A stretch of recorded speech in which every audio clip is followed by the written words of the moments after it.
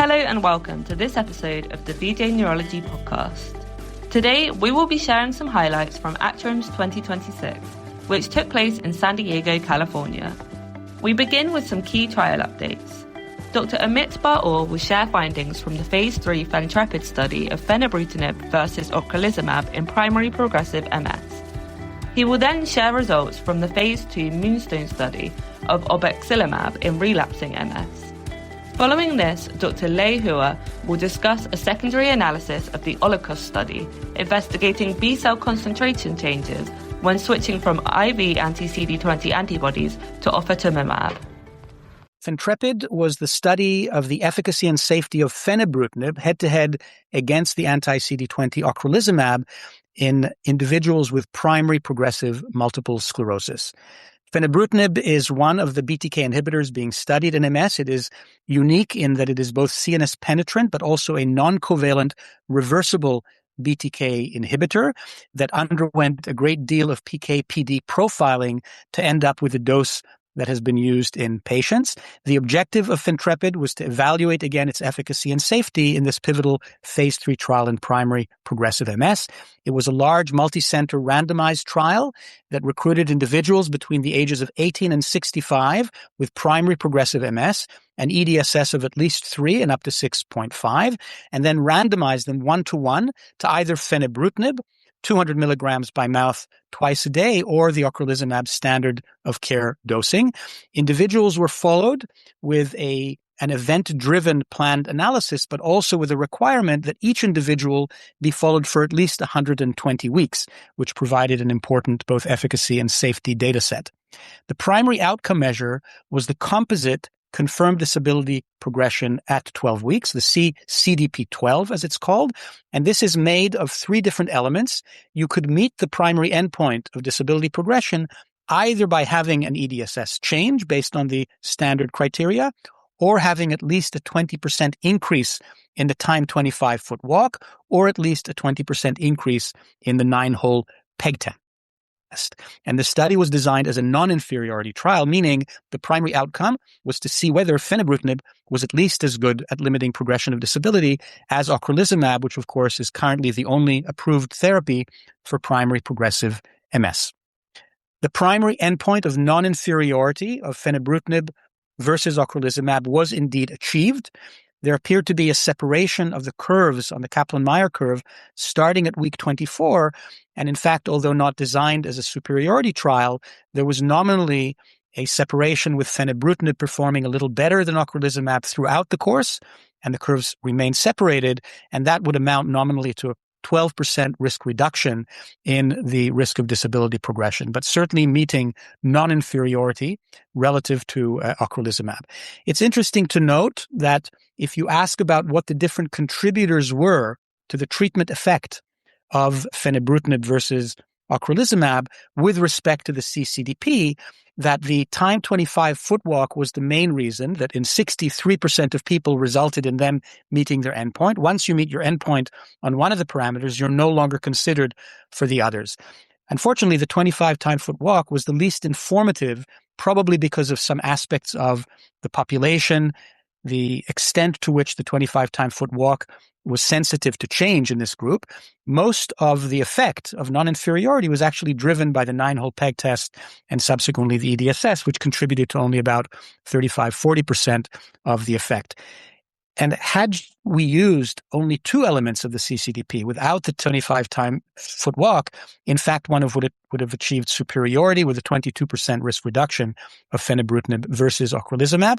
This, of course, is a post-hoc analysis, but it's interesting to note that it is what was used in the Oratorio Hand trial of primary progressive MS looking at ocrelizumab versus placebo.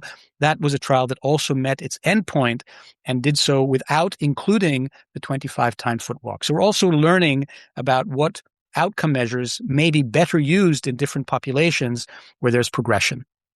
From the standpoint of adverse events, overall adverse events were balanced between fenebrutinib and ocrelizumab. Serious AEs were also balanced at approximately 20% in both groups. There was an imbalance of fatal AEs, with 7 individuals in the fenebrutinib arm and 1 in the ocrelizumab arm, and a greater discontinuation rate in fenebrutinib, most of which were based on protocol-defined or mandated discontinuation due to liver enzyme elevations. With respect to the fatalities, of course, one looks to see whether there's any particular theme or pattern, and there was no obvious pattern. Deaths on the fenebrutinib arm included COVID-19 death, unfortunately in an individual who was not vaccinated, a diabetic ketoacidosis in someone whose insulin pump failed, a myocardial infarction in an individual with no prior risk factors, and then one with a pre-existing cardiac arrhythmia and a sudden death. There was a completed suicide, but this happened 15 days into the trial, and another suspected suicide in someone with known anxiety and insomnia, and a pulmonary embolus in someone with cardiac failure and hypertension as a history. In the ocrelizumab arm, there was a single death of a lung cancer metastasis in someone with tobacco use. So those are the deaths where there was an imbalance, but again, no obvious pattern. And for what it's worth, the investigators considered all of these deaths in the fenebrutinib arm as not related to the study drug. Overall, fenebrutinib achieved non-inferiority to ocrelizumab, reducing disability progression on this composite confirmed disability progression at week 12, with favorable outcomes starting at week 24 and throughout, including in those individuals who did not have GAD lesions at baseline, and with the strongest treatment effect observed on the 9-hole PEG test. AEs and SAEs were overall comparable, including infection, although there was the anticipated higher risk of liver enzyme elevations with full reversibility and an imbalance in fatal AEs in the fenebrutinib versus ocrelizumab arm. We're looking to see further data that will emerge from the FENhance trial in relapsing MS, but hoping that this will indeed emerge as the first oral and second ever therapy to demonstrate efficacy in primary progressive MS, providing hopefully a unique CNS penetrant treatment option, and hopefully with further results on the relapsing side, perhaps confirming the utility of fenebrutinib both for relapsing and primary progressive MS. So the MoonStone was a 12-week phase 2 study of obexelimab in relapsing MS, and obexelimab is an interesting humanized bifunctional monoclonal antibody. It targets on one end the CD19 molecule, like other anti-CD19 antibodies, but also the inhibitory receptor, the Fc gamma receptor 2b, which delivers negative signals into the cell. And rather than being a depleter of B cells primarily, it actually modulates the response of the B cells, and it binds to the lineage of cells that express CD19, which of course is quite a broad range, even broader than CD20, in that CD19 is present on some of the earlier cells and some of the later cells, such as the plasmablasts. All these cells have been shown, both in vitro and in animal models, to have modulated responses with the binding rather than depletion, and the modulation is an anti-inflammatory modulation. So MoonStone was a double-blind, randomized, placebo-controlled trial, 12 weeks long, and then a transition from placebo to open-label obexelimab. And the primary outcome measure was the impact of obexelimab on new GAD lesions based on the MRI. The randomization was successful, very well balanced at baseline in terms of age, female to male proportion, time from diagnosis, and EDSS, with individuals being in the early 40s at entry with an EDSS of 2.5 to 3, and about 20% of whom had GAD lesions at baseline. The primary endpoint was met with a 95% relative reduction in the development of new GAD lesions at weeks 8 and 12 of the blinded phase of the study. And this translated into the same kind of impact seen on new enlarging T2 lesions, such that really the development of new focal disease activity was very substantially abrogated with the obexelimab as compared to the placebo. And importantly, and as predicted, while the B cell counts were diminished in the circulation, they were not decreased nearly to the extent of the typical anti-CD20 or anti-CD19 monoclonal antibodies, and the mean remained well above the lower limit of normal, again making the point that one can achieve with this intervention high efficacy on focal inflammatory disease or relapsing disease without having the same depleting impact on the B cells. From a safety and tolerability standpoint, for the most part, this was really limited to injection site reactions that were largely mild, grade 1, and in essence involved some erythema and on occasion some itchiness, but otherwise things were quite well balanced between the obexelimab and placebo group, perhaps with the exception of a slight increase in run-of-the-mill urinary tract infections in the obexelimab versus placebo cohort. And from the standpoint of adverse events of special interest, again, very little in the way of hypersensitivity, a slight increased signal of infection. There were only 3 treatment-emergent serious adverse events, 1 bacterial infection, which was not deemed related to the drug and was resolved. The drug was interrupted temporarily and reinstated. Another infection that was deemed related and resolved. There was the intent to restart study drug, but because of concern over unblinding, the drug was not continued. And then a single hypersensitivity reaction, which resolved with treatment discontinuation. So overall, obexelimab is an intervention that targets CD19 and the Fc gamma receptor. It modulates B-cell immune response with limited depletion and resulted in near complete suppression of new brain lesions on MRI in a 12-week blinded randomized placebo-controlled study, and was generally well tolerated with no surprising safety features. And obviously good data to support it being pursued further in terms of a phase 3 trial program. OLIKOS was a phase 3 study evaluating patients who were previously on IV anti-CD20 therapy, primarily ocrelizumab or rituximab, switching to sub-Q anti-CD20 therapy, which is ofatumumab. The study was conducted from 2020 to 2024, and the primary endpoint was to determine maintenance of efficacy after switching. In the original study, the outcomes showed that patients who were switching from IV to sub-Q ofatumumab, there were 0 GAD-enhancing lesions observed at month 12, and meeting the primary endpoint. And the number of new and enlarging T2 lesions was only about 2.3%, which is consistent with all the anti-CD20 therapy studies. We didn't see any change in EDSS scores, and then the annualized relapse rate remained low at 0.075.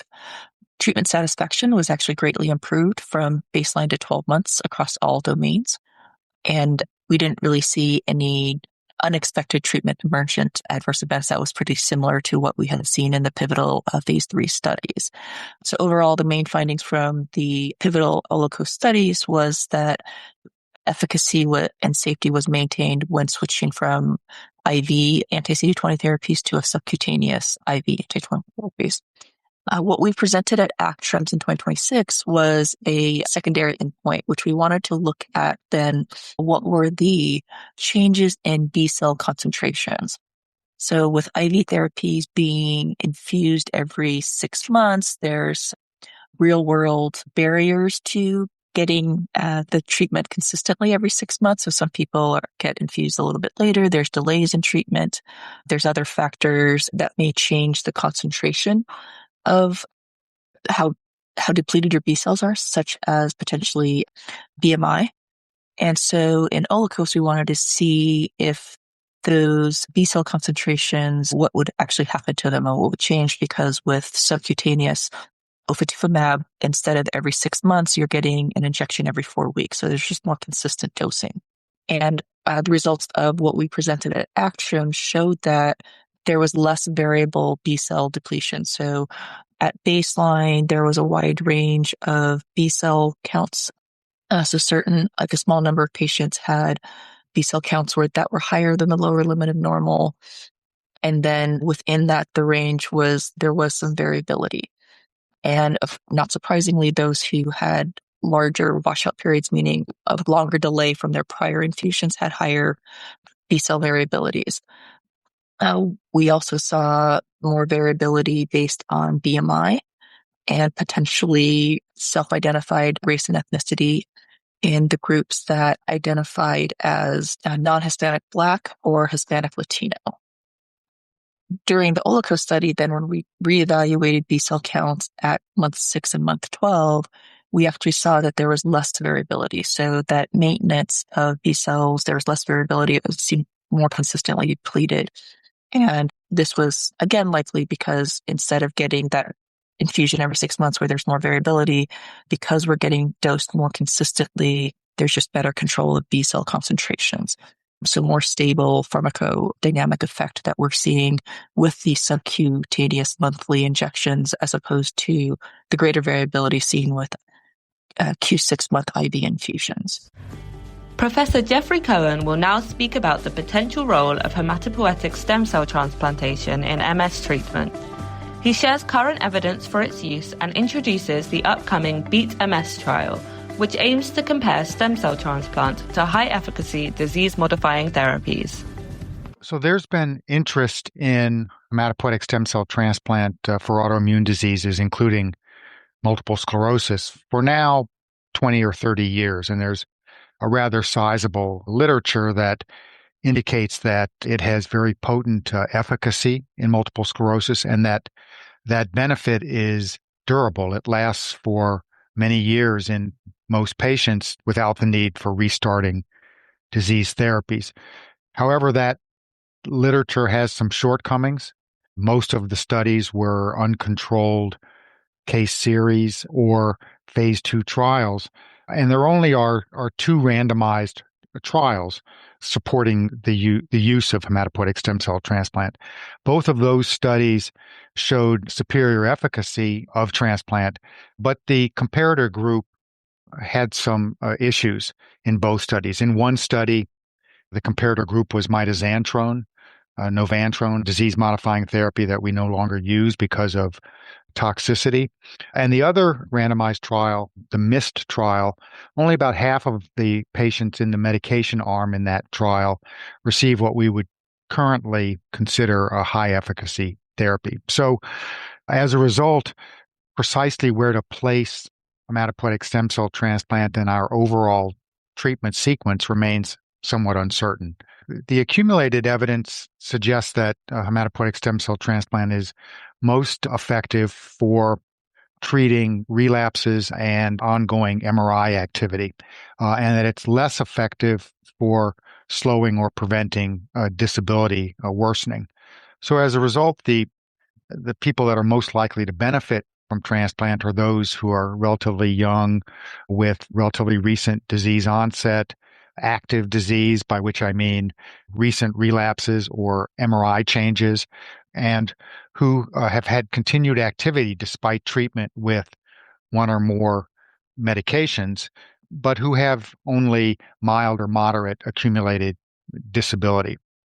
Conversely, people who are less likely to benefit and are more likely to sustain harm are older people with more severe, non-active, progressive MS, and who have other comorbidities that might increase the medical risk of the procedure. There are a number of studies that suggest that hematopoietic stem cell transplant has superior efficacy as compared to the available high-efficacy treatments, but those studies are mostly based on analyses of registries, so they have some issues.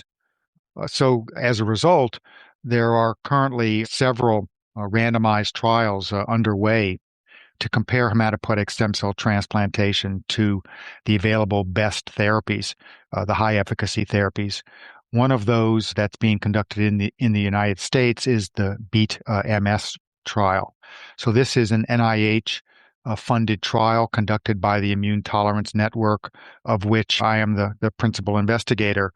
And so that study is currently enrolling, and eligible participants are people with relapsing MS and continued disease activity despite treatment with one or more medications.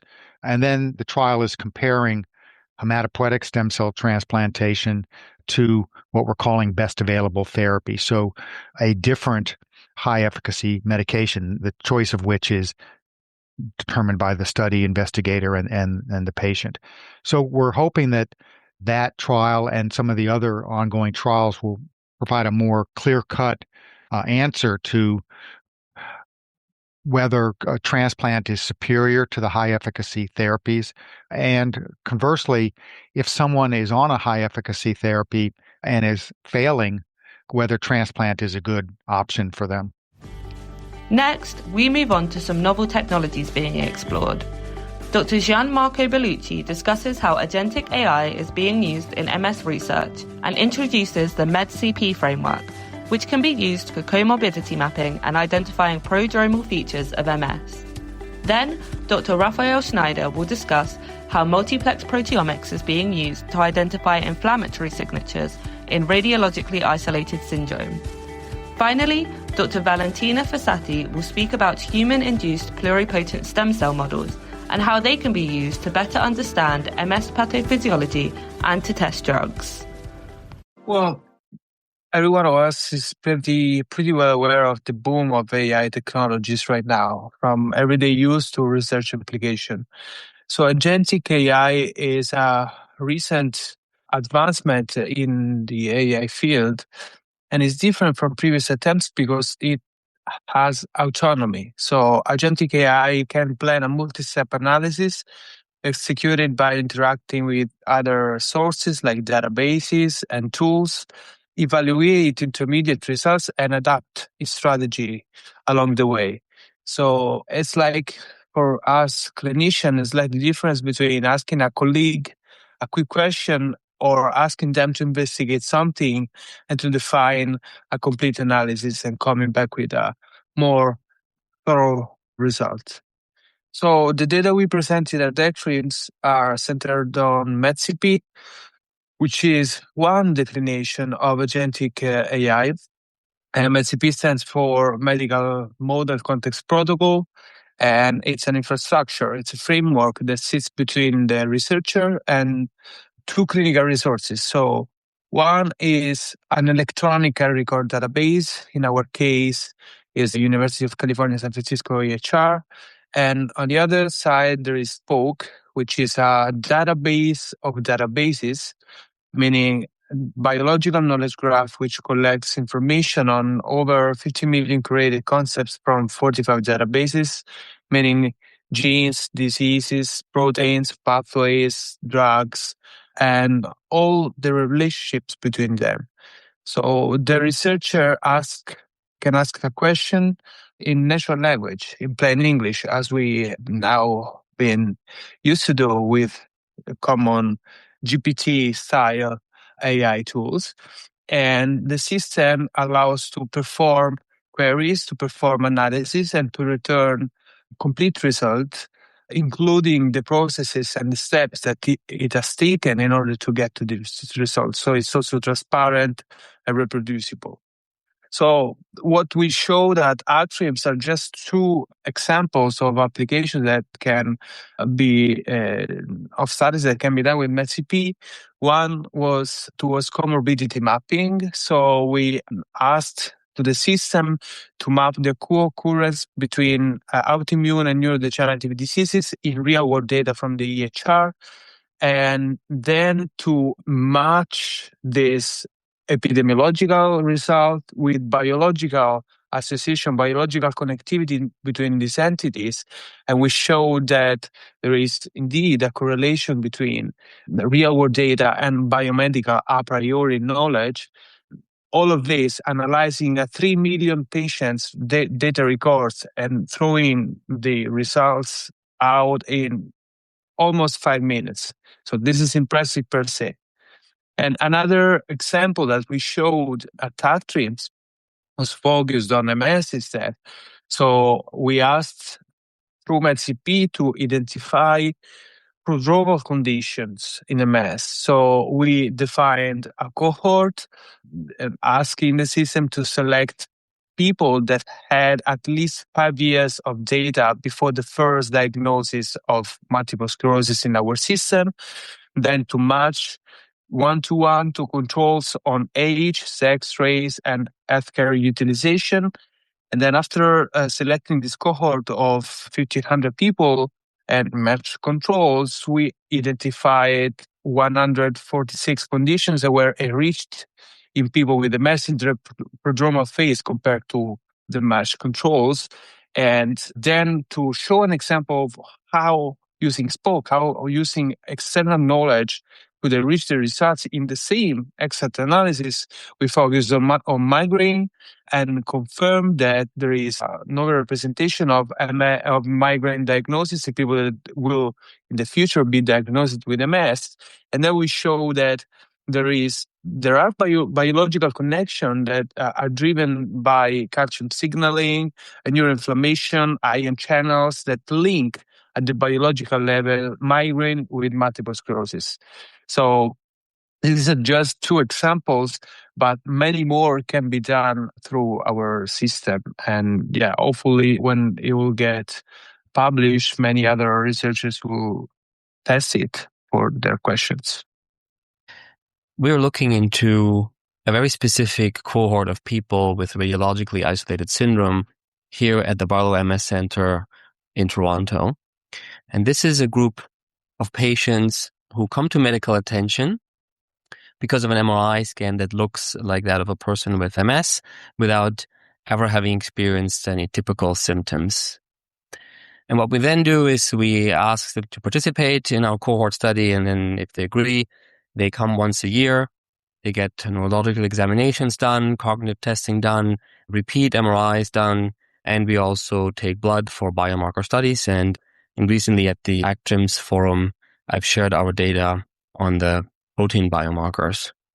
We've oftentimes done studies where we've only looked at one or maybe two of these protein biomarkers, and we found a few interesting things when it comes to a protein called neurofilament light protein, or more recently, clear fibrillary acid protein, and also chitinase 3 like 1. So these were interesting, smaller cohort studies that again looked into single markers. And we thought, well, if we're always going in with a hypothesis that one protein is going to be telling us a lot about these people's future, well, maybe we're missing somewhat the bigger picture. And this is where we ended up saying, well, we would need to move forward and do something that's called multiplexing, basically measuring almost 100 proteins at the same time. And including data from previous studies that where we had imaging and also the single biomarkers, we then created a more complete kind of setup where we were looking into these multiplex biomarkers using a platform that's called OLINK. And what we found there was an interesting signature where we saw that when individuals were developing more MRI lesions over time, and also those who developed symptoms over time, well, in that group, we saw an increase of certain inflammatory proteins already at the baseline visit, meaning that proteins such as IL-17 were increased and IL-10 were decreased a year before we saw this radiological activity. So that really means for us that we probably should be looking into immune biology markers in addition to the neurobiology markers that we've studied before. And we're now looking into validating these results in larger cohorts. Human-induced pluripotent stem cell models, or we call them IPS, are, I would say, as science fiction became reality in 2006 groundbreaking discovery, where it was found that you can basically convert any somatic cell back into a stem cell that is equivalent to an embryonic stem cells. Practically, this means that now we can just ask any person just a few drops of blood, and we can convert these blood cells into stem cells that we can keep indefinitely, and we can expand, and we can differentiate in any cell type that we want. And so my lab and many other labs have been using this for studying neurodegenerative diseases and also in particular MS. And the great importance of this, the fact that you're taking the cells from the patient, is that you have the entire genetic of the patient. So all the DNA that is in these patients, including all the risk alleles, or maybe some variants that create resilience for a disease, which are still largely unknown, are there. And so we can study, people call it sometimes an avatar in a dish. So basically we can study your own cells in a dish. So we can use them for disease modeling, so to understand mechanisms of pathogenicity. But in the next step, we can also use them to test drugs directly on the patient cells. And the field of multiple sclerosis has actually been a little delayed compared to other fields. IPS modeling has been largely used for neurodevelopmental diseases to understand autism in particular, has also now been used heavily for studying Alzheimer's disease, for Parkinson's disease. I would say that in MS, it's still been, the work is still more in infancy, but these models are becoming very relevant, especially since last year, both the NIH and the FDA have really pushed for these new advanced methodologies or non-animal models, so these alternative methods to study diseases. We will now move our attention to the use of brain volume measured by MRI as an outcome measure in MS trials. Professor Gary Cutter will discuss the limitations of this approach. I think the obvious answer about why it's important is because it just seems so obvious. It has face validity. You know, if you don't have a brain, you can't function very well. And the less brain you have, it would seem, the less well you can function. And in a lot of pathology reports, you can see that the brain, as it does get destroyed, leads to disability. So it's a very natural full of face validity to use it. And it's probably a correct measure of outcome, but we can't do pathology on everybody. So what we're left with is an MRI. And an MRI measuring the brain and brain volume seems to be the right way to go. It's a beautiful technique.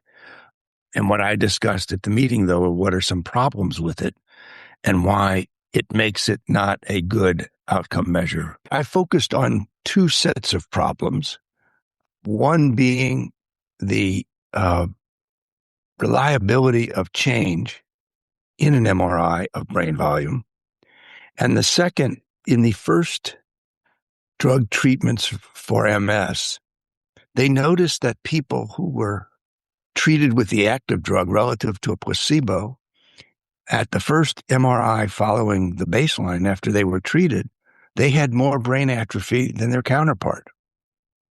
And this led to a behavior of rebaselining and adjusting, because what was happening, or what is thought to be happening, and I think it's correct, is that the inflammation that is in the brain by these potent anti-inflammatories is greatly reduced fairly rapidly. And that takes the water out of the brain that's there to help bathe the inflammation.